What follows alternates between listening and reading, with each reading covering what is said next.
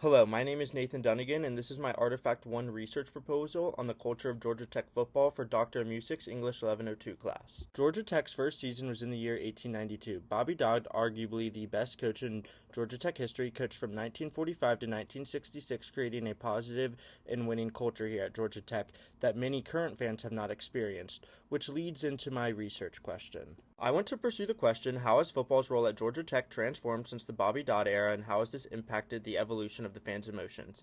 Each coach plays a significant part in the culture of a football team, which is why it is significant to know who the coaches were and when. The archives I started with were the Bobby Dodd papers. These archives are significant as they exemplify the positive and winning culture that Bobby Dodd created.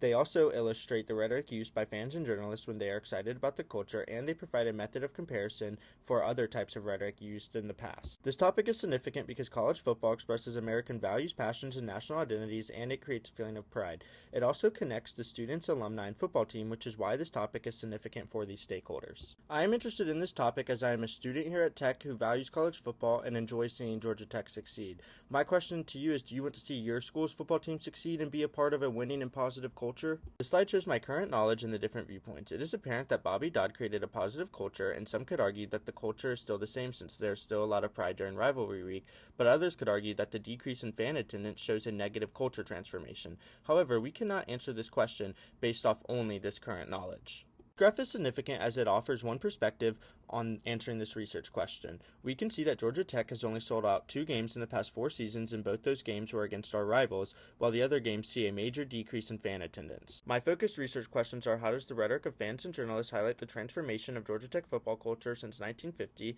How does the rhetoric of fans contribute to a positive or negative culture? And what are the consequential effects on the connections between students and alumni with Georgia Tech? My current tentative thesis is, while there are multiple perspectives highlighting both the similarities and differences in Georgia Tech football culture since 1950, the transformation from confident, positive rhetoric about Georgia Tech football to negative, unfavorable rhetoric emphasizes that there's been a dramatic shift in the culture of Georgia Tech football.